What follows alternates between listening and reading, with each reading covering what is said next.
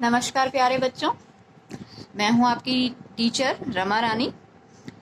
अब आइए स्टूडेंट, जो 10th क्लास की हमने एक्सरसाइज स्टार्ट की थी कल, आज हम उसको कंप्लीट करने जा रहे हैं।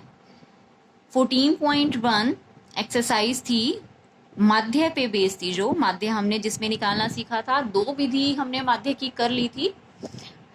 एक तो थी डायरेक्ट मेथड या प्रत्यक्ष विधि जिसको हम बोलते हैं, दूसरी थी कल्पित माध्य विधि, एज्यूम्ड मीन मेथड। दो विधि हम कर चुके हैं। तो आइए स्टूडेंट, अब हम देखते हैं इसकी तीसरी विधि, और उसको करने के बाद हम करेंगे आगे के क्वेश्चंस जो हमारे बच गए हैं।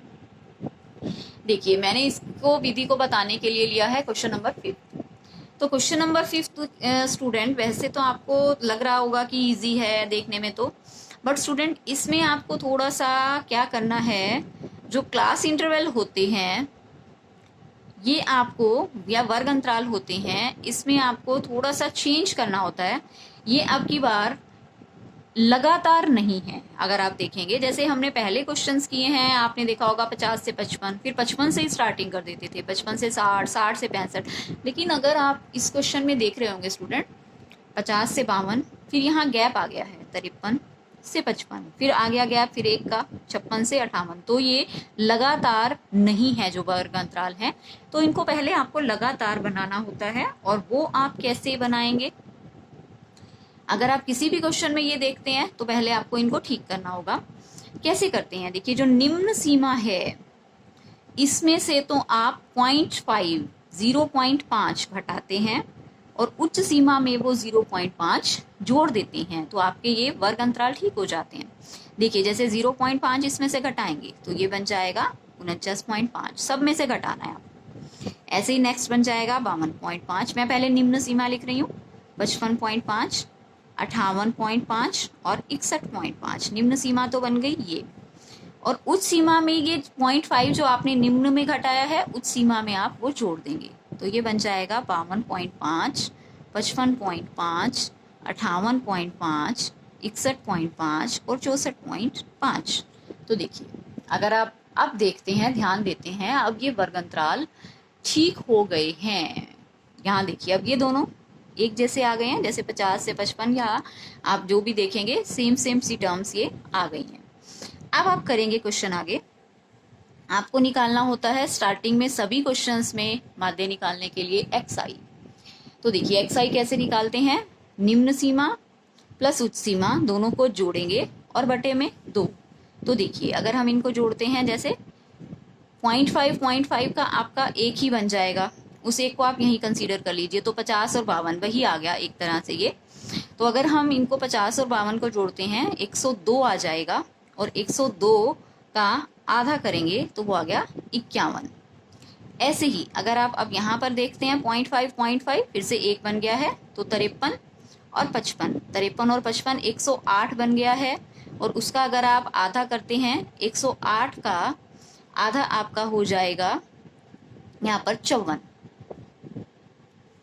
स्टूडेंट देखिए, इसमें अब एक फायदा आपको ये हो रहा है, अगर आप ध्यान दीजिए, अब ये फिर से हो गया 56 से लेकर 58, तो 56 और 58 को अगर आप जोड़ते हैं तो ये कितना बन जाएगा, 56 और 58 बन जाएगा हमारा 114, और 2 से भाग देंगे तो ये आ जाएगा 57। और अब देखिए, अब यहाँ पर 3-3 का गैप है, अगर आप यहाँ देख रहे हैं 3-3 का गैप है, इधर भी 3-3 का ही आ रहा है। लेकिन ये करने का क्या फायदा हुआ, आपने इनको जब ठीक किया है, वैसे तो देखिए 50 से 52, तो आपने यहाँ पर जोड़ा है, ये भी ये 50 और 52 ही एक तरह से हुआ है। लेकिन स्टूडेंट देखिए, अगर आप यहाँ पर गैप देखते हैं, आपको यहाँ 2-2 का दिख रहा होगा, लेकिन यहाँ पर अगर आप इनमें गैप देखते हैं, 3-3 का दिख रहा है यहाँ भी, तो ये आपको डिफरेंस साफ साफ पता चल रहा होगा। कई बार स्टूडेंट क्या करेंगे, 2-2 का गैप देख के यहाँ पर 2-2 जोड़ते जाएंगे, तो वो चीज़ गलत है। अगर आप यहाँ अब सही होने के बाद इनमें ध्यान देते हैं, तो गैप आ रहा है निम्न सीमा और उच्च सीमा में 3-3 का, जो कि यहाँ भी दिख रहा है आपको, लेकिन इधर देखें तो 2-2 का ही दिख रहा है। तो इसलिए इनको ठीक करना ज़रूरी होता है। अब आपने स्टूडेंट आगे क्या करना है, आगे जो मैं अब आपको लास्ट माध्य निकालने का तरीका बता रही हूँ, उसका नाम है पग विचलन विधि।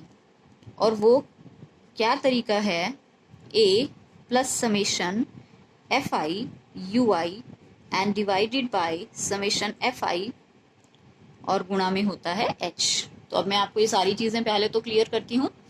ए, जैसे कि कल हमने माना था कल्पित माध्य है, अपने आप हम मान लेते हैं इनमें से कोई एक, तो जैसे मैंने ए मान लिया, ये है।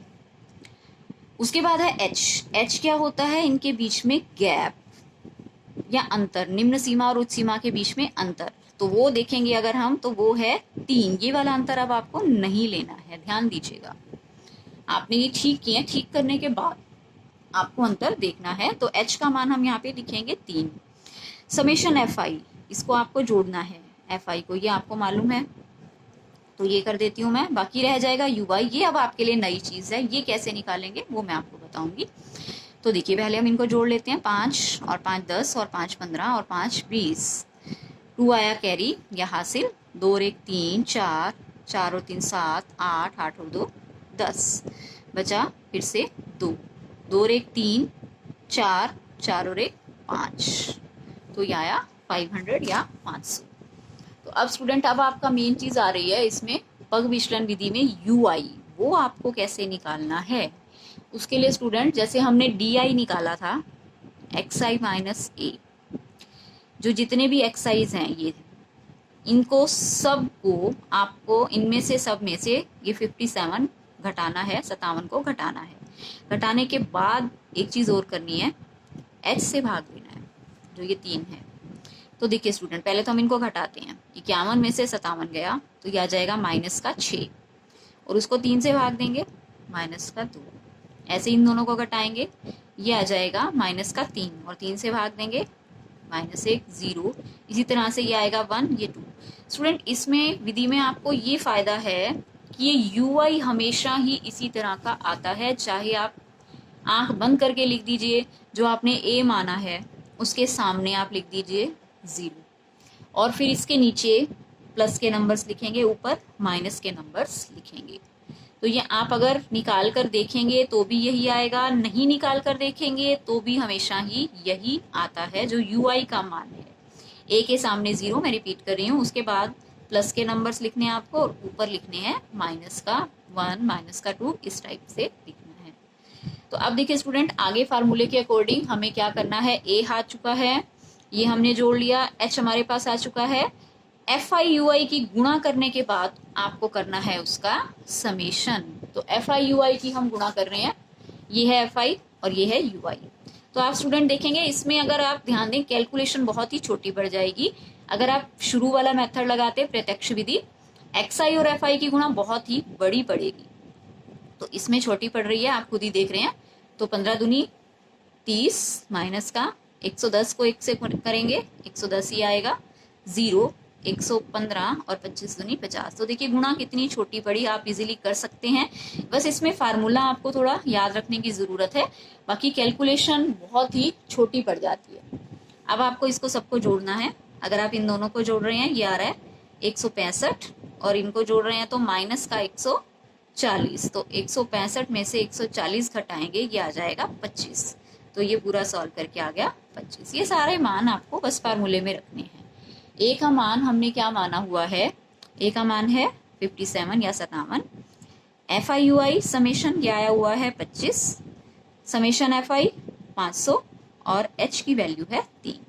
तो बस अब आपको स्टूडेंट इनको कैंसिल करना है। 25 एकम 25, ये 25 दूनी 50 और 0, तो 57 और प्लस 3/20। स्टूडेंट बस आप इसको सॉल्व कर लीजिएगा, थोड़ी सी कैलकुलेशन मैं आपके लिए छोड़ रही हूँ। तो ये जो आएगा, ये आएगा माध्य, और आप इसको किसी भी विधि से कर लीजिए, चाहे आप प्रत्यक्ष विधि से करिए, चाहे आप कल्पित माध्य विधि से करिए, या फिर आप पग विचलन विधि से करते हैं, सभी से आंसर एक जैसा ही आएगा। वो आप पे अब निर्भर है कि आपको कौन सा मेथड इसका आसान लगता है, आप उसको करेंगे। तो स्टूडेंट अब देखिए, इसका एक थर्ड क्वेश्चन है, वो मैं आपको बता रही हूँ। थर्ड क्वेश्चन में आपको फिर से क्लास इंटरवल दिया हुआ है, एफ आई दिया हुआ है, और क्या करना है हमें, इसमें एफ की वैल्यू फाइंड आउट करनी है। तो देखिए हम किस टाइप से स्टूडेंट फाइंड आउट करेंगे इसमें एफ की वैल्यू। बिल्कुल आप जो तरीका करते हैं वही करेंगे, आपकी मर्जी है, चाहे आप पग विचलन लगाएं, चाहे आप प्रत्यक्ष विधि लगाएं, या आपको जो भी आपको मालूम है, जैसे कि अभी हमने लास्ट विधि की थी कल्पित माध्य है वो लगाएं, तो आप कोई भी विधि इसमें अप्लाई कर सकते हैं। तो स्टूडेंट देखिए अब इसके अंदर क्या है, पहले xi का मान आप क्या निकालेंगे, जो तरीका बिल्कुल आपको जो पता है उसी तरीके से ही करना है क्वेश्चन।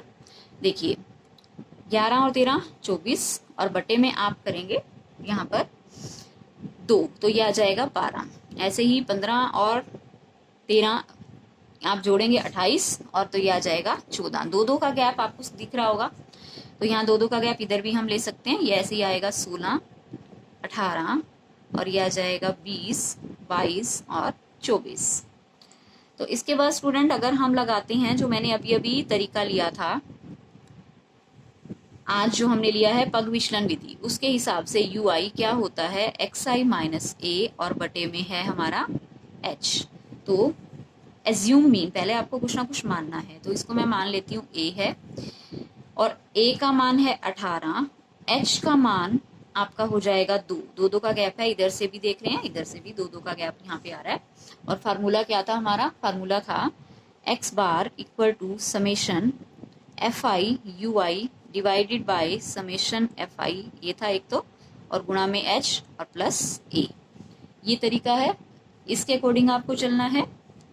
तो देखिए स्टूडेंट मैंने जैसे बताया था a के सामने आप डायरेक्ट ही 0 लिख सकते हैं, उसके बाद 1 2 3 काउंटिंग प्लस में, ऊपर की तरफ माइनस में। अगर आप इस तरीके से निकाल कर देखेंगे तो भी यही आएगा। जैसे 18 सब में से घटाना है, 18 को सब में से घटाना है, 12 में से 18 6, तो बटे में आप करेंगे 2, तो ये माइनस का 3 आ जाएगा। इसी तरह से आपका ये आएगा।